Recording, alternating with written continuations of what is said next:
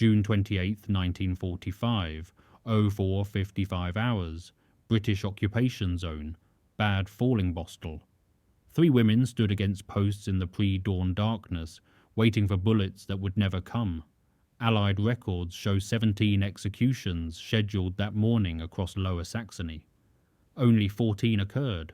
The discrepancy emerged from a single telex received at 04:48, rerouting priorities from Camp 168's commandant. British Army Film Unit No. 5 had documented executions here since May, their footage catalogued under War Crimes Proceedings, Continental, but this morning's film canister would remain unexposed. The firing squad had assembled, 12 Lee Enfield rifles cleaned and loaded. Yet in 7 minutes, these weapons would be lowered without orders to fire. What happened between 04:55 and 05:02 would reshape 3 lives and expose the shifting calculations of occupation justice. The previous evening, June 27th, Lieutenant Colonel James Harwick had reviewed dossiers in the Commandant's office at Bad Fallingbostel. 3 female auxiliary personnel awaited execution for activities documented between 1943 and 1945. Erika Müller, 23, former signals operator attached to SS Totenkopfverbände. Greta Hofmann, 31, administrative clerk at Bergen-Belsen. Anna Richter, 19, guard auxiliary at Stalag 13B.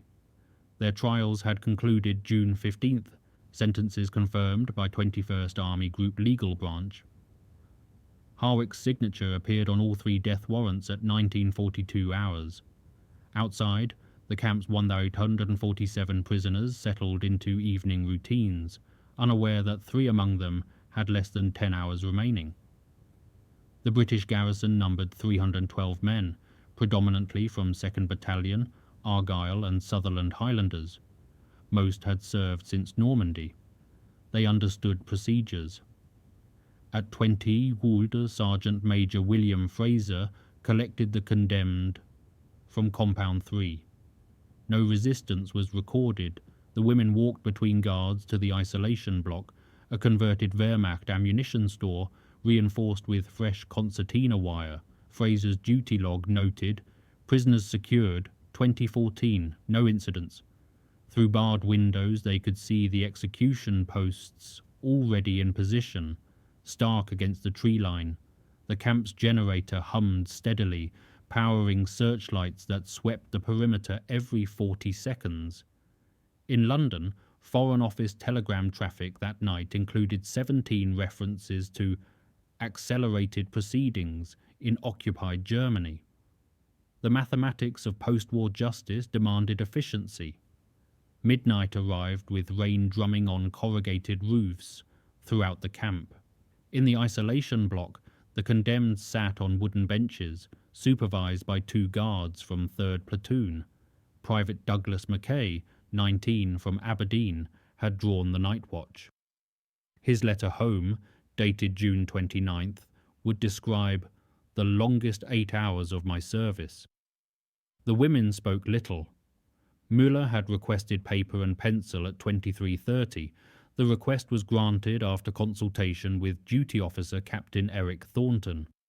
She wrote steadily for 20 minutes, folded the pages, handed them to Mackay. "For my mother in Hamburg," she said in accented English. The letter would reach Frau Ilse Müller on July 18th, forwarded through Red Cross channels. At 0010, the field telephone rang. Thornton answered, his conversation lasting 4 minutes according to the communications log. He replaced the receiver, checked his watch, made a note. Nothing in his manner suggested anything unusual. The guards continued their watch. Outside, rain intensified, visibility dropping to 30 meters. The camp's 10,000-watt searchlights struggled to penetrate the downpour. Somewhere beyond the wire, in the forests of Lower Saxony, nearly 2 million displaced persons moved through the night, seeking homes that no longer existed. At 01 Graz, the isolation block door opened. Chaplain Thomas Hartley entered, Church of England, attached to 30 Corps since 1943. He offered spiritual comfort to all three women. Only Richter accepted, kneeling on the concrete floor, while Hartley read from Psalms. His service record noted he had performed last rites for 43 condemned prisoners since April. This would have been numbers 44 through 46. At 02:30, unexpected activity disrupted the pre-execution timeline. 3 transport trucks from 495 Company, Royal Army Service Corps, arrived at the main gate. Their cargo manifests showed emergency medical supplies destined for Hamburg, but driver Private Leonard Hayes' testimony would later reveal a different purpose. Lieutenant Colonel Howick had ordered the vehicles on standby since midnight. Inside the isolation block, the breakfast ritual began at 02:45, 15 minutes ahead of schedule. Standard British Army regulation 4112.6 specified a full meal for condemned prisoners: porridge, bread, margarine, jam, tea with condensed milk. The camp kitchen had prepared 3 portions precisely to specification. Corporal Janet Morrison, Women's Auxiliary Territorial Service, delivered the trays personally. They ate everything, her report stated. Müller asked for more tea, request approved. This detail mattered because at 02:58 the field telephone rang again. Captain Thornton listened for 30 seconds, then handed the receiver to Sergeant Major Fraser. The conversation lasted 2 minutes. Fraser's face, according to Private Mackay, went white as Dover chalk. At 03:00 exactly, Fraser ordered all guards to report to the Commandant's office immediately.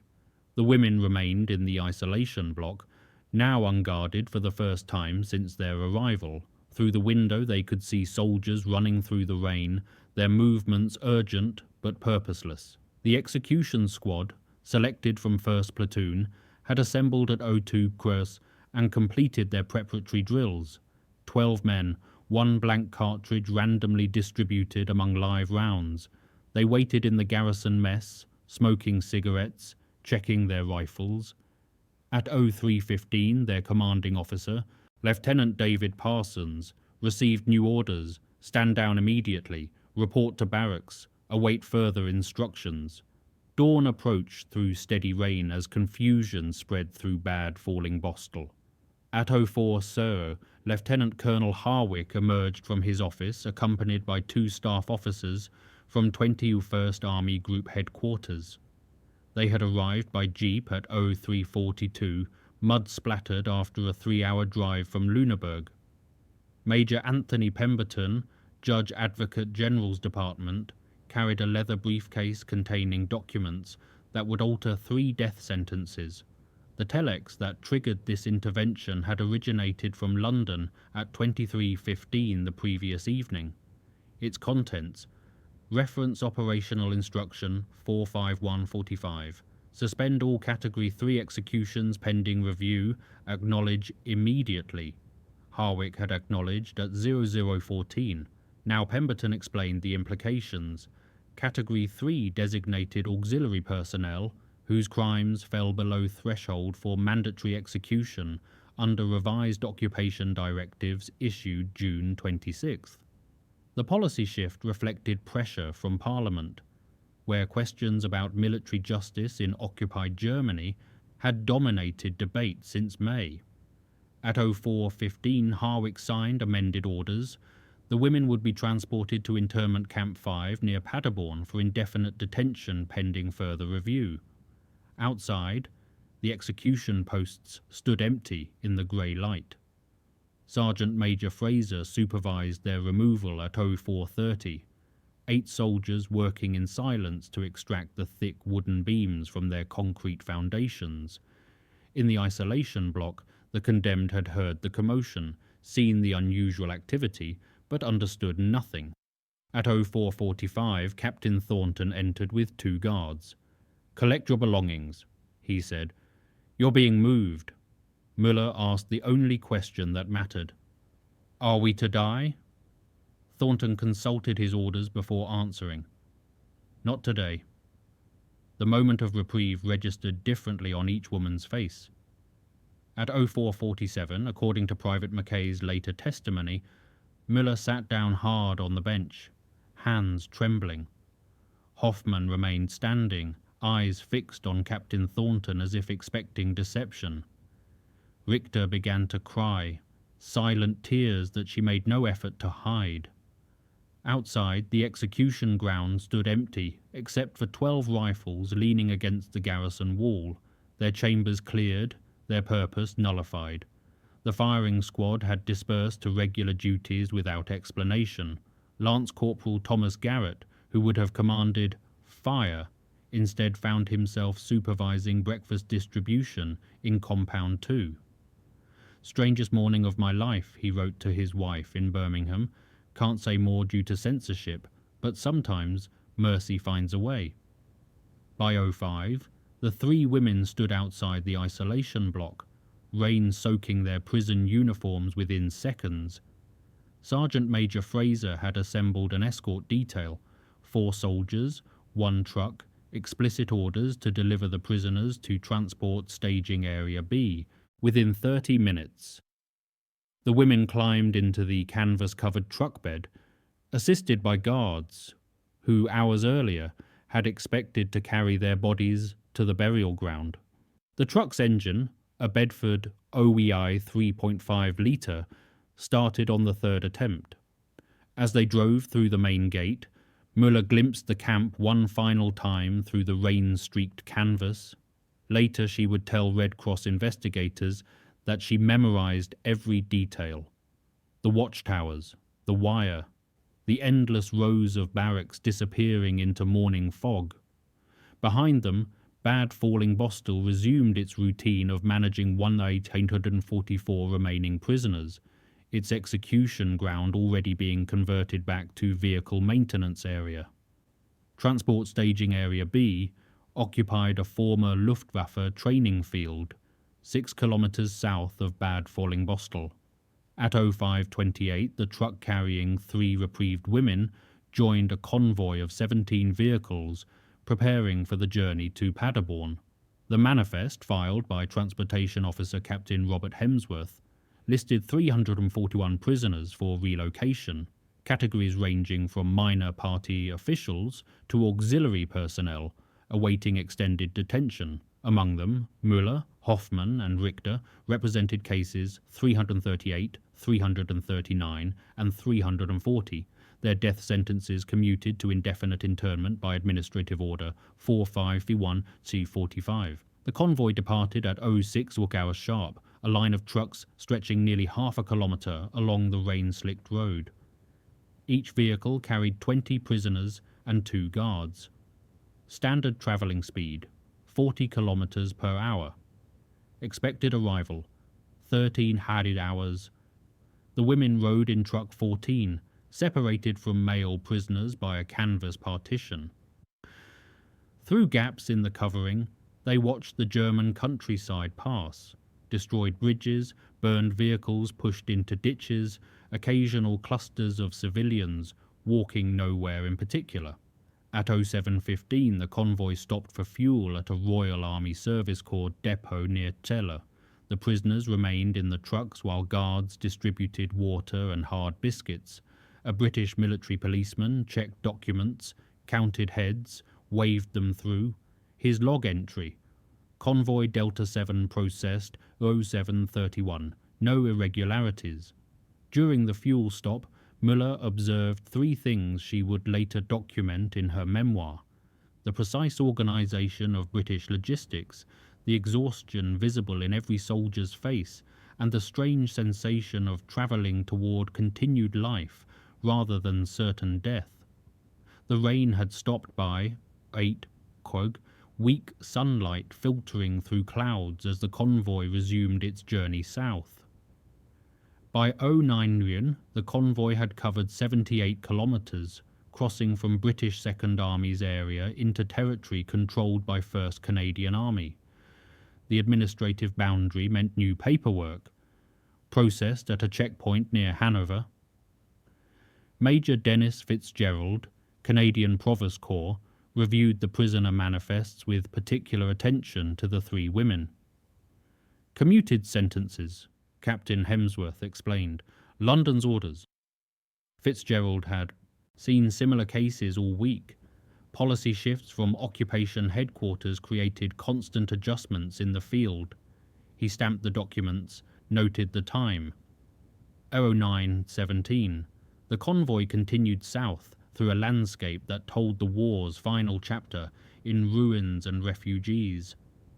Near Hamelin, they passed a column of German prisoners of war marching north, over 2,000 men under American guard.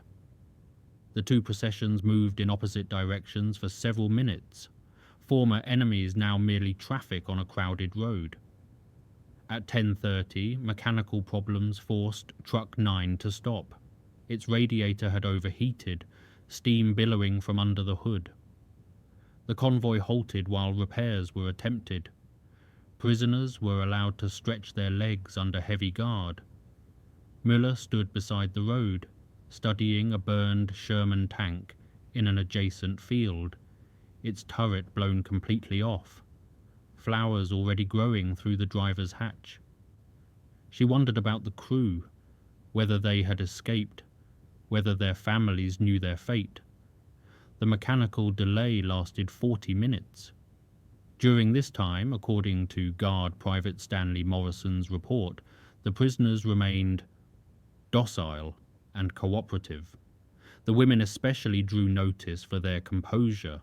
Morrison wrote, "You'd never know they were meant to die this morning. Just stood there quiet-like, watching the clouds." At 11:10, repairs complete, the convoy resumed movement toward Paderborn.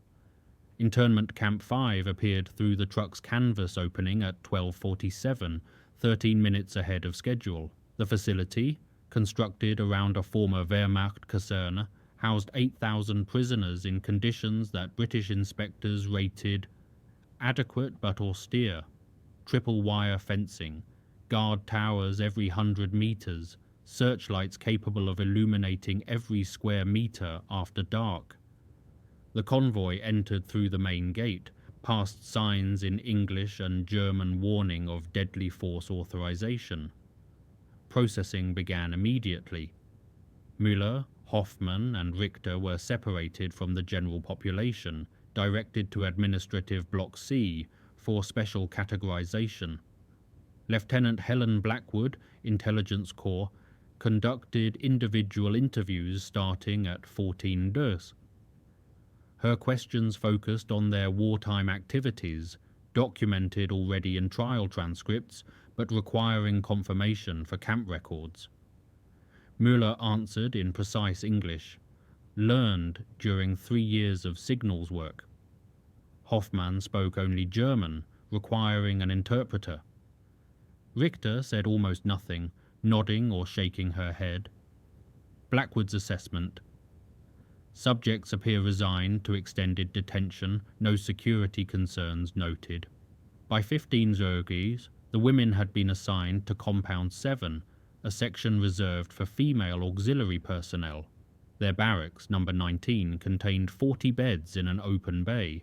No privacy except what could be fashioned from blankets and improvisation. They were issued standard internment supplies: 2 blankets, 1 cup, 1 bowl, eating utensils, basic hygiene items. The quartermaster, sergeant, noting their arrival from death row, added an extra blanket each without authorization. At 16:00, during the first roll call, Müller stood between a former telephone operator from Munich and a camp clerk from Dachau. All 3 had expected execution. All 3 now faced years of captivity instead. The mathematics of survival had shifted in their favor by margins too thin to calculate. 3 days into their internment at Camp 5, July 1st, the women established routines that would define their coming months. Morning roll call at 06 Uhr, breakfast of thin porridge and ersatz coffee at 06:30. Work details from 8 Uhr to 17 Uhr with 1 hour for lunch. Müller was assigned to the camp laundry, processing 300 kilograms of prisoner clothing daily using industrial machines that dated from 1938. Hofmann worked in the kitchen, peeling potatoes for 8,000 meals. Richter, the youngest, joined a construction detail repairing war damage to the camp's infrastructure. The work was hard but purposeful, a vast improvement over waiting for execution. On July 4th, American Independence Day, the camp's American liaison officer, Major Frederick Davies, arranged extra rations for all prisoners, white bread instead of black, margarine doubled to 20 grams, even a small portion of jam. The gesture puzzled German prisoners, but was gratefully received. That evening, Müller wrote in her diary, discovered years later in East German archives, "The Americans celebrate freedom while we begin to understand captivity. Strange to be grateful for prison walls. Camp records show that between June 28th and July 31st, 1945, 17 women had death sentences commuted under operational instruction 451-H45. They formed an unofficial sisterhood within Compound 7, bound by their proximity to death and unexpected reprieve. British intelligence monitored their associations but found no security concerns. Captain Patricia Hartley, Women's Royal Army Corps, noted in her weekly report, commuted prisoners demonstrate model behavior, possibly from awareness of their fortunate circumstances. By late July, the camp had developed its own economy, social structure, even a newspaper printed on a hand-operated press.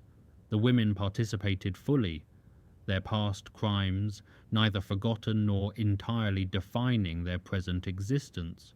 August arrived with news that would reshape occupation policy throughout the British zone. On August 1st, at 15 hours, Camp Commandant Brigadier Charles Weatherby assembled senior staff in his office.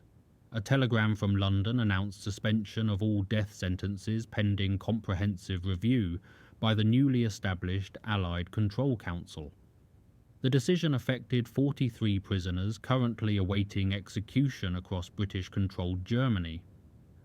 For Müller, Hofmann and Richter, already reprieved, the news confirmed what they had suspected.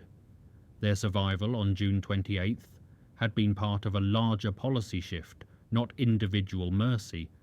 The occupation authorities were recalculating the balance between justice and pragmatism as Germany's reconstruction began. That week, International Red Cross representatives visited Camp 5, their third inspection since May.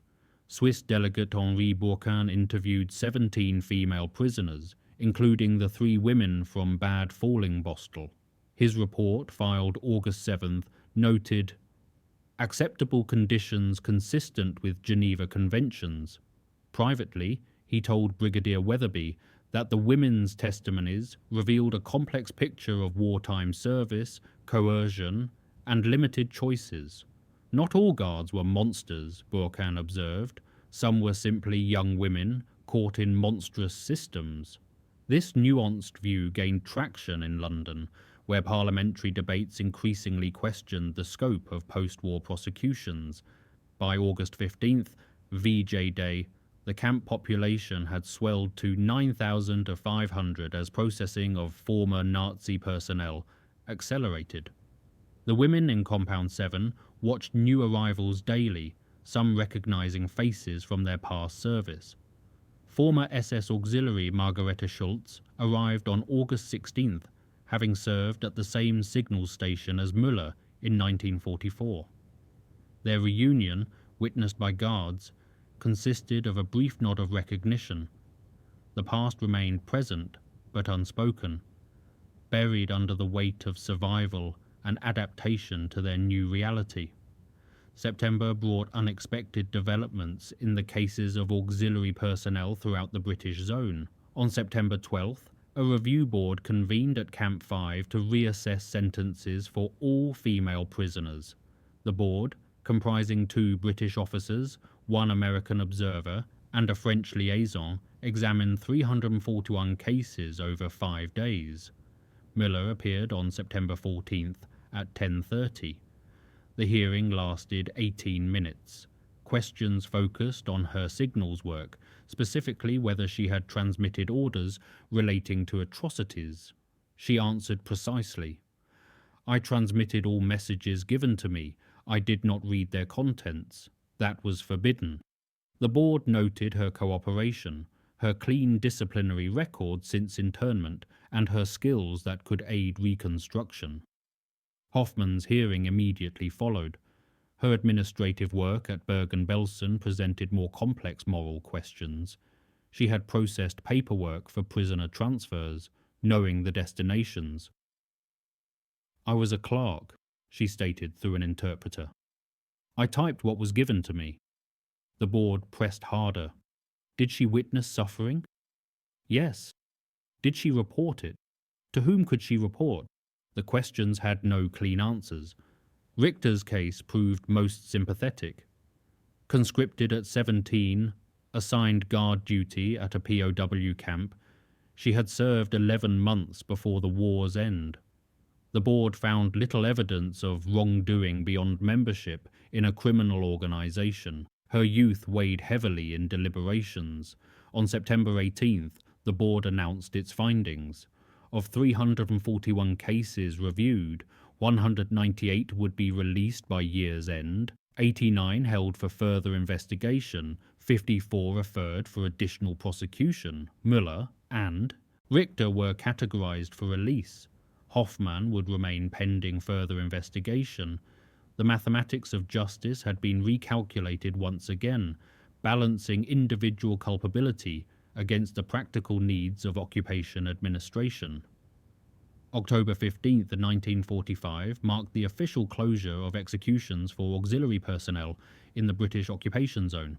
The final statistics, compiled by 21st Army Group Legal Department, showed 1,247 death sentences issued between May and October, with 423 carried out, 789 commuted, and 35 pending review. The 3 women who had stood before empty execution posts on June 28th represented case numbers 338-340 in the commutation ledger. Their survival had preceded the broader policy shift by 3 months, making them among the first beneficiaries of changing occupation priorities. On October 20th, Müller and Richter received their release papers. They would leave Camp 5 on November 1st, required to report weekly to occupation authorities in their home districts. Hofmann remained in custody, her case complicated by ongoing investigations at Bergen-Belsen. The processing for release required 5 days of administrative procedures, medical examinations, denazification questionnaires, registration for ration cards, assignment of temporary housing. The British efficiency that had nearly executed them now managed their return to civilian life with equal precision. October 28th brought an unexpected visitor to Compound 7. Sergeant Major William Fraser, transferred from Bad Fallingbostel to Camp 5 in August, sought out the 3 women during evening recreation period. "I wanted to see you were well," he said simply. The conversation lasted 10 minutes, conducted in broken English and gestures. Fraser had supervised hundreds of executions and imprisonments, but these 3 cases lingered in his memory. Before leaving, he shook each woman's hand, a gesture prohibited by regulations, but overlooked by guards who understood its significance. That night, Müller wrote her final diary entry at Camp 5. "Tomorrow begins the rest of a life I should not have. Every day forward is borrowed from June 28th. November 1st, 1945 arrived grey and cold. At 08 now, Müller and Richter stood at Camp 5's main gate, with 147 other prisoners scheduled for release. Each carried a small bundle of possessions and documents that would define their immediate future. Release certificates, ration cards, travel permits restricting movement to designated districts. The British transport officer, Captain Michael Crawford, had arranged civilian trucks to carry them to regional distribution points. Müller's destination, Hamburg, 230 kilometers north. Richter would travel to Munich, 400 kilometers south. They had survived together, would separate forever.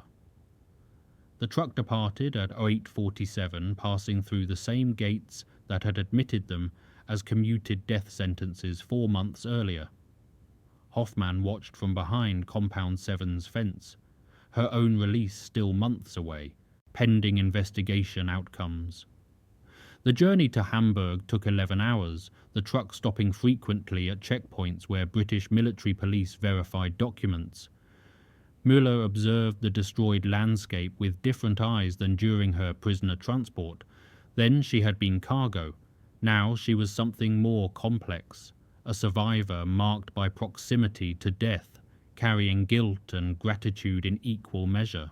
Hamburg revealed itself through ruins. The Operation Gomorrah firebombing had destroyed 60% of the city's housing, yet 900,000 people still lived among the rubble, rebuilding with whatever materials they could salvage. Müller reported to British Control Commission Office, Sector 7, at 20:15. A tired clerk stamped her papers, assigned her to temporary housing in a partially destroyed apartment block, warned her about curfew violations. Her new address, Grindelberg 62, 3rd floor, shared with 2 other women. Both had lost husbands on the Eastern Front. Neither asked about her past. That night, her first as a nominally free woman since May, she listened to rain against broken windows patched with cardboard and wondered what freedom meant in a conquered nation. By December 1945, the 3 women's trajectories had diverged entirely. Müller found work in Hamburg clearing rubble, earning 60 pfennigs, hourly moving broken bricks from destroyed buildings. Her signals expertise meant nothing in a city without intact communications infrastructure. She reported weekly to British authorities, standing in lines with thousands of former auxiliaries, soldiers, and party members, all processing through denazification procedures. Richter had reached Munich to discover her family's apartment destroyed, her parents relocated to rural Bavaria.